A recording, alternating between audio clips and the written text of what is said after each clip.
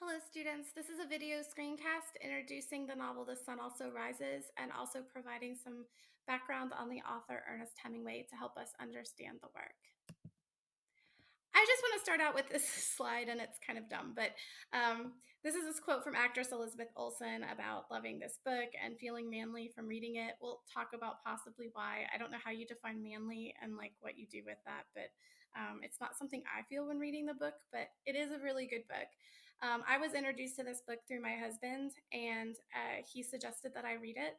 And I really liked it the first time I read it, but I wouldn't say I loved it, but as I've read it subsequent times, and I think this would be my fifth time reading it, I love it more and more each time. And my husband reads it every year. He's read it like for 20 years now. He absolutely loves it. And when I had my Lilly Grant trip to Europe, to France, Italy, and Spain, I traveled to a lot of the locations in this book. You can actually go to some of the restaurants and cafes that he mentioned, and that's what I did. So I'm really excited to share that with you. In prior years, when I've taught this, I've had students that really love it. And I've also had students that said that they didn't really love it, but that the book kind of stayed with them and they weren't able to get it out of their mind. It just brought up a lot of really significant issues to think about, and it kind of stuck with them. And I think really powerful literature does that. This is probably the most like classic literature that we're reading in this class. It's not a very complex story. It is in some ways. It's more complex than what we've read otherwise, but the actual vocabulary level isn't difficult. I think what's difficult about the book is that he uses a lot of understatement and a lot of sarcasm. He has people talk in a certain tone, and you have to sort of catch on to it. And so that's why I'm really highly recommending that you listen to my audio version, because I think you'll catch a lot more of what's going on if you do that. Okay, so Ernest Hemingway was part of a group of American writers who were living in Europe after World War One, and the author Gertrude Stein called them the Lost Generation. Now, Hemingway, at the beginning of this novel, uses the quote from Gertrude Stein about the lost generation and mentions it, but he says later that he provided that quote as like a contrast to what he actually believed. He didn't think she was right. But the reason that Gertrude Stein called this generation of writers and also just people born during this time the lost generation is because, first of all, they had literally lost almost a whole generation of men in World War One. The death tolls were so high. They also, the people that survived, felt a tremendous amount of guilt for having survived. And then there were also a lot of issues going on in the 1920s after the war that kind of contributed to this feeling. And we went over a lot of those when we studied The Great Gatsby. But there's questions about morality, and how do you have morality when governments basically allowed 40 million people to die in one war, where nobody really won in the end. And and how do you deal with morality when gender roles are shifting? And how do you deal with morality when there's this explosion of wealth at the top? How do you deal with morality when you have technology and you have all these changes going on in culture? And so this generation was really struggling with this. Hemingway and Fitzgerald were actually friends in Paris together. And they were writing about some of the similar issues. They were doing really different things in their writing, but they were struggling with some of these questions here. Hemingway himself served in World War One at the age of 18. He served as an ambulance driver in Italy. He also worked as a news reporter from the front lines, and his perspective of war was extremely negative. You see here how he calls it a crime. He calls it a colossal, murderous, mismanaged butchery. He felt very strongly about the negativity of war. And out of his own personal experience. He was actually injured in the war as well. Right before he turned 19, he was hit in a bombing, and he was pretty seriously injured and in a hospital for a while. A lot of his novels depict the war and the impacts of war, and that happens in our novel that we're reading. The main narrator, Jack Barnes, fought in the war, and he has an injury that the author alludes to. The author's Hemingway's not super specific, but we get hints that it is a war injury to his genitals, and it's caused him to be impotent. He's not able to sleep with women. And it's in fact, it's so subtle that I missed it the first time I read it because I wasn't really looking for that. And I feel like you really need to know that to make sense of the book because this injury really causes significant issues in his love relationships and the way that he understands himself. And it really is used by Hemingway the whole way through as a metaphor for Jack uh, feeling really powerless in his relationships. Um, this is a quotation from Hemingway about this injury. When you go to war as a boy, you have a great illusion of immortality. Other people get killed, not you. Then, when you are badly wounded the first time, you lose that illusion and you know it can happen to you. Um, and Hemingway really reflected a lot about death. In fact, he called life a tragedy with a tragic end for all people. But because of that, he really focused on then what you do when you're living. And The Sun Also Rises is a lot about that. So if we all know that we have a tragic end, then what do we do to make things beautiful in the meantime? And that's really a big part about this book. Hemingway really hung out in Paris with a lot of these writers who ended up being famous, like F. Scott Fitzgerald and Gertrude Stein. They hung out at the cafes a lot in Paris and just socialized and supported each other. And they also drank a lot. We'll get to that in a minute. But this is a picture of him kind of hanging out with some of these people. At the time after World War I, Europe was really, really cheap to live in. And so a lot of these American writers were finding it to be a really good place to explore and travel and write from. When I took my trip to France, Italy, and Spain, we went to Paris. So we went to some of the cafes that Hemingway went to. This is one of them. And this is one of my favorite pictures of Hazel and my husband.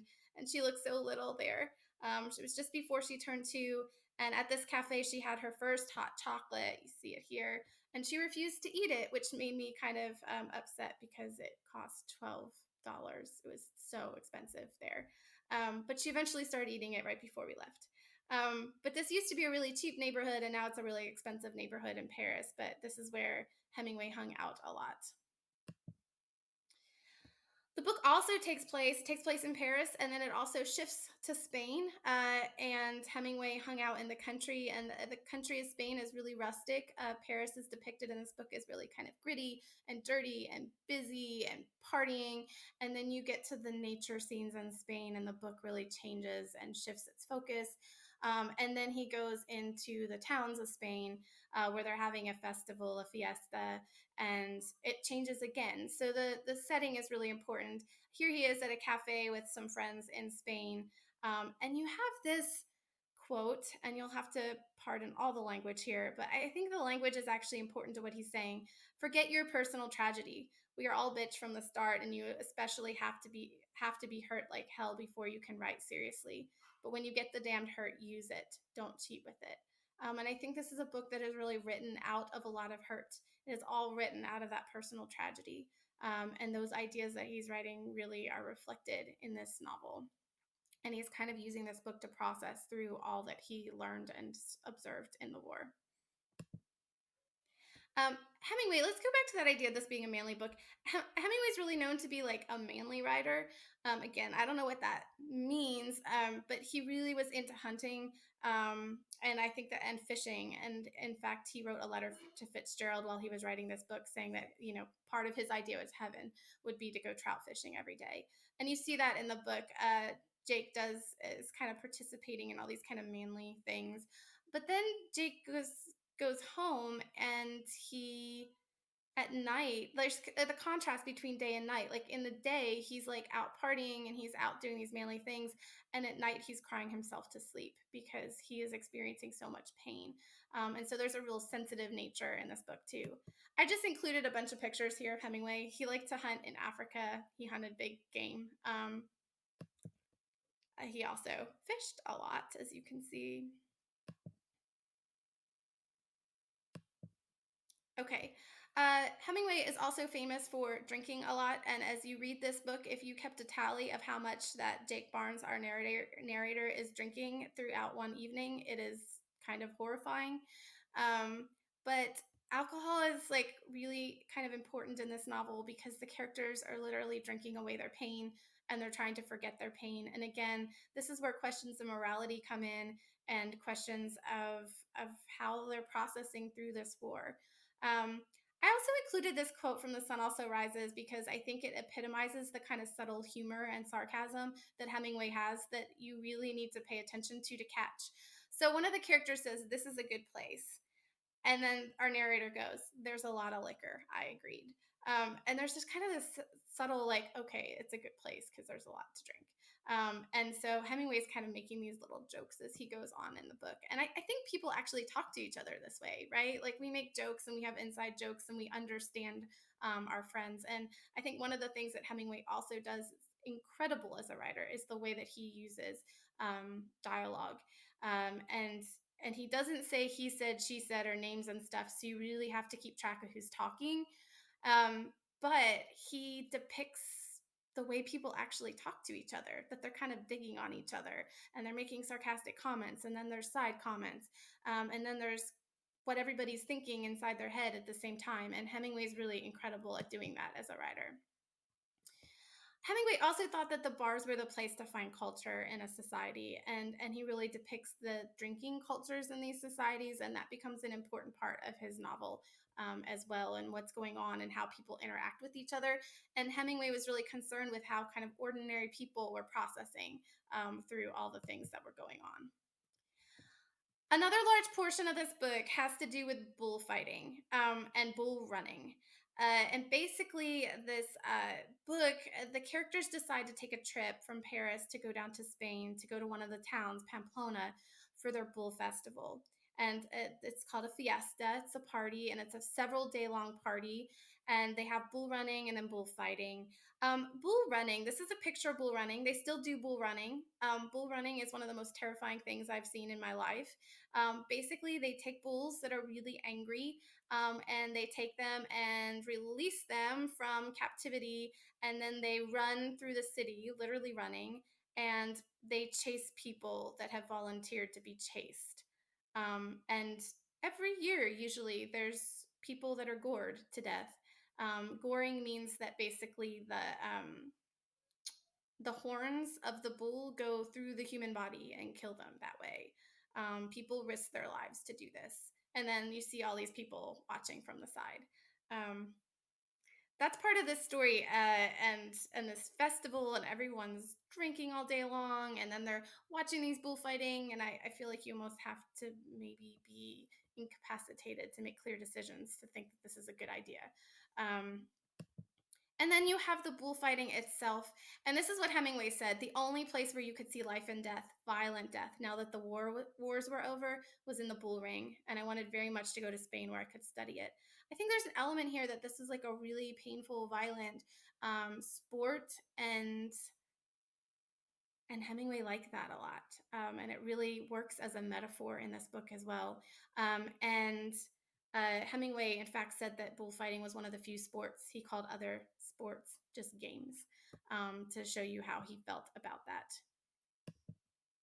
Okay.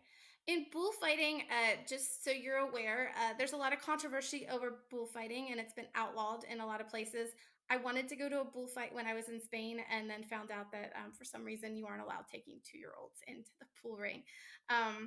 So in bullfighting, the bull is kind of incapacitated and made angry on purpose. In fact, sometimes pins are stuck into the bull's testicles or genital area. They stick ointments on their eyes to make them upset. They deprive them of food and sleep.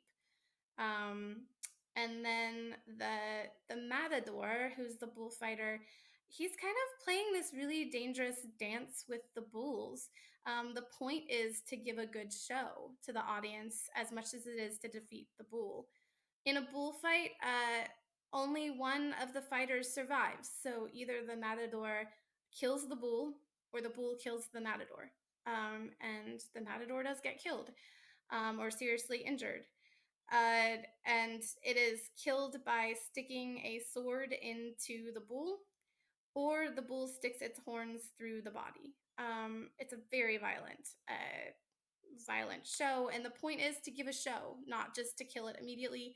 but to kind of have this really dramatic dance that goes on. This is a quote from Hemingway in Bullfighting, an article I found, and it says, "When you read how Hemingway describes each bullfight, the language used is often quite sexual and mirrors the stages of an intimate encounter involving seduction, manipulation, and finally penetration as the matador slays the bull with his sword." Um, and this kind of works as a metaphor for Jake, our main character, as well. There's a lot of seduction and manipulation happening, but at the same time, because of his war injury, he's not able to have any kind of sexual relationships with the women. So it's kind of differing as well, and Hemingway's using that to form a contrast in this novel about his feelings of inadequacy. And here again, you see a pretty visual of the bullfighting there. And Hemingway said it's the only art in which the artist is in the danger of death, and in which the degree of brilliance as the performance is left to the fighter's honor. Hemingway really, really liked bullfighting um, and its dangerous and violent elements. Okay, I want to also briefly talk about the characters. I keep talking about Jake as the main character, and I have put circles around the very main characters that you really need to know. There are a lot of side characters, and some of them are more important than others. Um, and I'll try to go over that as we're reading so you can keep track of who's most important. So, Jake Barnes is our narrator, and like Nick Carraway in The Great Gatsby, he's a pretty reliable narrator. He's an American journalist who's living in Paris, and he has a war injury, as I've talked about. And he is friends with Robert Cohen, who's an American novelist living in Paris, who's kind of annoying but has found some success. He's also friends with Bill Gorton, who's a writer, and he meets some people on his travels as well and has some other writer friends. Jake Barnes is kind of in love with Brett, also known as Lady Ashley. She's an English woman who worked in a military hospital during World War I, and that's how she met Jake. They have one of these like really complex relationships where they're both kind of into each other, but there's also problems that are going on. Lady Ashley, or Brett, is first of all really hot, and she's really confident, and she's kind of like a little tomboyish as well, and all the men kind of instantly fall in love with her. And she is having relationships with like all the men in the novel. And I'm going to move this over to the side here. Okay, so she's formally married to someone, but she's getting divorced. And then she's engaged to Mike Campbell, who's an alcoholic Scotsman who was a war veteran. She is also kind of escorting Count Mipolopoulos around town, so she's hanging out with him. She is sleeping with Robert Cohn, and Robert Cohn happens to be in love with her, which complicates this relationship. And then she's also in love with Jake Barnes and kind of stringing him along. So she's kind of like that. But I always have students that really hate Brett. I actually kind of have sympathy for her. I don't think like all of this is okay, but she's kind of dealing with the pain from the war too. And she's trying to figure out her place in the world, and she's living in a world where a lot of her worth has to do with what kind of people she's able to connect with. She also, toward the end of the book, hooks up with Pedro Romero, who is a matador bullfighter. So she's just really finding her way around here. Um, but these are most of the main characters, and we'll go over them more as we read the book more. Okay, and I want to end with this quote from Hemingway and also talk about this picture. So this novel is basically based on a true story. In fact, Hemingway's friends said that if they had changed the names to their actual names, it would have been more like a news report and less like a fictional story. And they were all really angry about this because none of them come across as good people. They all come across as pretty awful. And that's another similarity with The Great Gatsby. Like everyone's pretty terrible in this book. Um, and and so they were very unhappy. But these are actually the people with whom this book is based on. And they hung out all the time and were good friends. And they took this trip together, and this is kind of what happened. And we'll just end with this quote from Hemingway: "All good books are alike in that they are truer than if they had really happened. And after you are finished reading one, you will feel that all that happened to you and afterwards, it all belongs to you. The good and the bad, the ecstasy, the remorse and sorrow, the people and the places, and how the weather was. If you can get so that you can give that to people, then you are a writer." And I think Hemingway does do this as a writer in this book, and you feel like you're part of it and that it sticks with you as you read. So, thank you, and I look forward to reading this with you all.